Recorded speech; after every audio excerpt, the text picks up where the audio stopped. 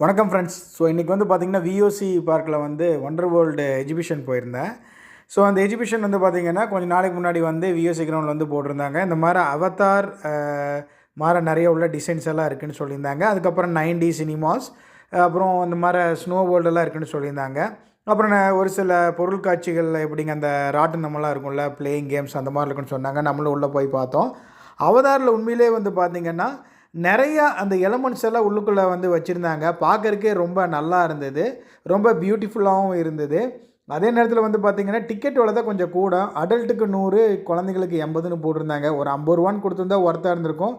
But டிக்கெட்டை பொறுத்த வரைக்கும் கொஞ்சம் விலை அதிகமாக போயிடுச்சு. பட் அதே நேரத்தில் வந்து பார்த்திங்கன்னா உள்ளுக்குள்ளே வந்து நல்லா செலவு பண்ணியிருக்காங்க அப்படின்னு சொல்லலாம். பிகாஸ் அந்த பேந்தராக இருக்கட்டும், அதே நேரத்தில் அந்த அவதாரோடைய மனுஷங்களாக இருக்கட்டும், அது எல்லாமே வந்து ரொம்ப நல்லா பண்ணியிருந்தாங்க.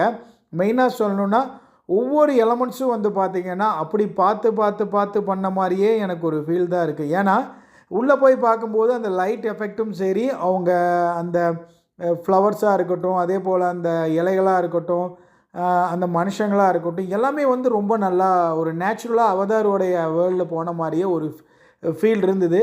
அதாவது என்ன பட்ஜெட்டோ அவங்களுக்கு இருந்தது அவங்க வந்து பண்ணியிருக்காங்க. உண்மையிலே நம்ம ரொம்ப அப்ரிஷியேட் பண்ணுறோம் இந்த மாதிரி ஒரு விஷயத்தை வந்து இங்கே வச்சது. உண்மையிலே கிட்ஸ் எல்லாருமே பார்த்து இது ரொம்ப என்ஜாய் பண்ணாங்க.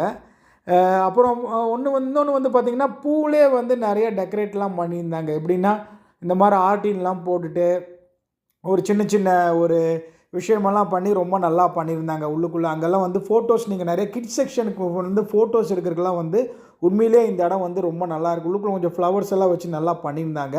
ஸோ உங்களுக்கு டைம் கிடைச்சா டெஃபினட்டாக இந்த அவதார் வேர்ல்டை போய் பாருங்கள், ரொம்ப நல்லா இருக்குது. அதுக்கப்புறம் உள்ளுக்குள்ளே போனீங்கன்னா வழக்கம் போல் எக்ஸிபிஷனில் இருக்கக்கூடிய ஜாமான் ஜட்டிகள், அதுக்கப்புறம் வந்து பார்த்திங்கன்னா உங்களுக்கான அந்த வீட்டு உபயோகப் பொருட்கள் இருந்து, அப்புறம் டெல்லி அப்பளம் சாப்பிட்றதுலேருந்து பாவு பஜ்ஜி, அதுக்கப்புறம் ரைடர், இந்த மாதிரி வழக்கம் போல் எல்லா விஷயத்தையும் வச்சுருக்காங்க. எப்போவுமே வரக்கூடிய எக்ஸிபிஷனில் என்ன வைப்பாங்களோ அதுதான் எல்லாமே வச்சுருக்காங்க. பட் இதில் என்ன ஒரு பியூட்டியான விஷயம்னா அந்த அவதார் வேர்ல்டும் ஸ்னோ வேர்ல்டும் 9D சினிமாஸ் 3மே வந்து கொஞ்சம் நல்லா இருக்குது. இதில் என்னென்னா அமௌண்ட்டு வந்து இந்த முறை பார்க்கும்போது அதாவது கடைசியாக வந்து எனக்கு தெரிஞ்சு ஒரு வருஷத்துக்கு முன்னாடி கொஞ்சம் எல்லாம் கம்மியாக இருந்தது எஜுகேஷனோடைய அந்த ப்ராடக்ட்ஸு எல்லாமே. இப்போ வந்து பார்த்திங்கன்னா எல்லாமே கிட்டத்தட்ட ஒரு 15 to 20% அதிகமாக இருந்த மாதிரி தான் இருக்குது.